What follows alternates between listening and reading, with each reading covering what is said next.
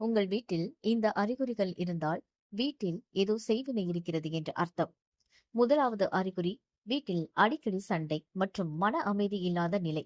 சிறிய விஷயத்திற்கு கூட வீட்டில் பெரிய பெரிய சண்டை வருவது, வீட்டில் இருப்பவர்களை ஒருவருக்கு ஒருவர் பிடிக்காத உணர்வு வருவது செய்வினைக்கான அறிகுறி.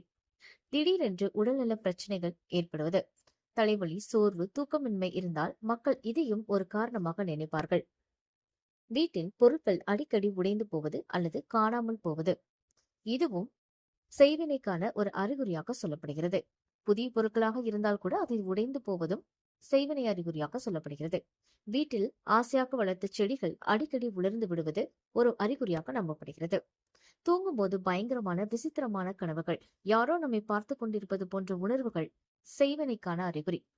எவ்வளவு முயன்றாலும் பணம் சேராமல் போவது, வேலைகளில் தடை வருவது, இவை அனைத்தும் செய்வினைக்கான அறிகுறியாக சொல்லப்படுகிறது.